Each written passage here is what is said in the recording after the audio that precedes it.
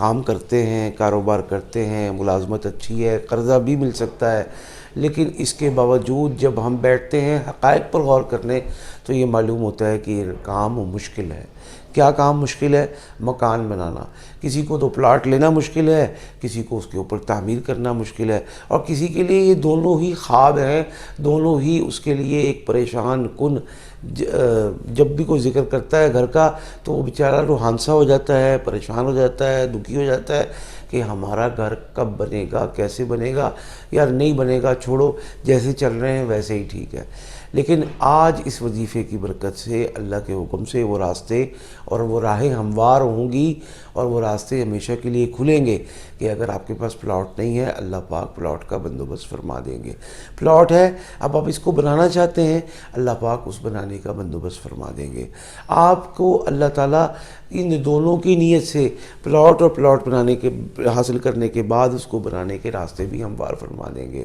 ایسے لوگ کہ جن کے پاس گھر تھے، ان کو اس نعمت کا اندازہ ہے، آج کسی وجہ سے نہیں ہے، انشاءاللہ ان کو بھی ملے گا۔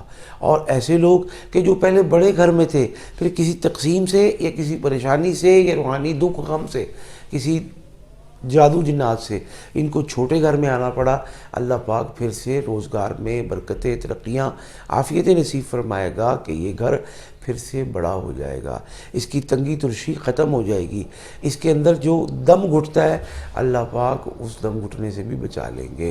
اور بعض دفعہ بندہ دم تو نہیں گھٹتا، لیکن سوچ سوچ کے دم گھٹتا ہے، سوچ سوچ کے غشی پڑتی ہے، سوچ سوچ کے غم دوبالا ہوتا ہے کہ یہ کیا وجہ ہوئی، کیسے ہو گیا یہ سب کچھ۔ انشاءاللہ یہ سب دکھ غم مکان کے حوالے سے، گھر کے حوالے سے، ذاتی گھر، ذاتی پلاٹ کے اور ذاتی تعمیر کے حوالے سے حل ہوں گے انشاءاللہ، اور ضرور ہوں گے۔ بس اس کے لیے ایک تو ہے اللہ سے دعا مانگتے رہنا کہ یا اللہ تیرے کرنے سے ہوگا، تیرے پیدا کرنے سے اسباب پیدا ہوں گے، اور ان اسباب میں برکت، کامیابی، ترقی تیرے کرم اور تیرے فضل سے ہوگی۔ تو یا اللہ آسان فرما دے، اور یا اللہ اس آخری رات جسے لیلۃ الجائزہ، جسے لیلۃ الجائزہ کہتے ہیں، بدلے کی رات یا انعام کی رات، اکرام کی رات، جو بندے نے محنت کی، مشقت کی، اللہ کو راضی کیا، رسول پاک صلی اللہ علیہ وسلم کی سنتیں اختیار کی، اعمال فرض تھے یا واجب یا سنتیں، سب کو اختیار کیا، اور اب صبح جب اس نے نماز کے لیے عید کی جانا ہے، اس کی بخشش اور مغفرت کا بھی اعلان ہونا ہے۔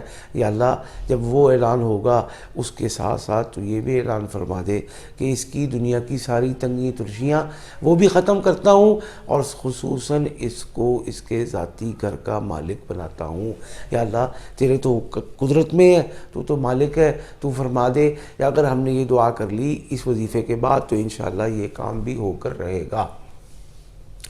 جہاں صبح صدقۃ الفطر ہم نے دیا لوگوں کو، وہ اپنے کپڑے، اپنے جوتے، اپنے کھانے پینے، اس سارے اہتمام کے ساتھ وہ آئیں گے، تو یہ سب کچھ جو ہم نے خرچ کیا ہے اس کا وسیلہ بھی دیں کہ یا اللہ جو کچھ تیرے بندوں پر خرچ کیا، یا اللہ جو کچھ تیرے بندوں پر تیری رضا کی خاطر لٹایا، یا اللہ تو کرم فرما دے، ہمارے اوپر احسان فرما دے، ہمارے معاملات کو آسان فرما دے۔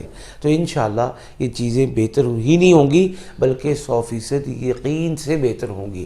لیکن صرف اس کی بہتر ہوں گی جو یقین سے کرے گا، صرف اس کی بہتر ہوں گی جو یقین کے ساتھ ساتھ پورے حوصلے، ہمت، عزم کے ساتھ اللہ سے مانگے گا۔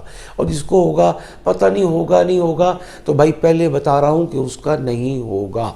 تو چلتے ہیں وظیفے کی طرف۔ وظیفہ بہت آسان، یا کریمو یا ودودو یا غفارو، یا کریمو یا ودودو یا غفارو، 1100 مرتبہ پڑھنا ہے، اول آخر 11 مرتبہ درود پاک پڑھنا ہے۔ اور اسے پڑھنے کی ترتیب وہی ہے جو سکرین پہ نظر آ رہی ہے کہ 3 کو پڑھیں گے، 1 شمار ہوگا۔ اس طرح 1100 مرتبہ پڑھ کے دعا کر لیں، اللہ پاک ہمارے ذاتی مکان کی راہ ہموار فرما دیں گے انشاءاللہ۔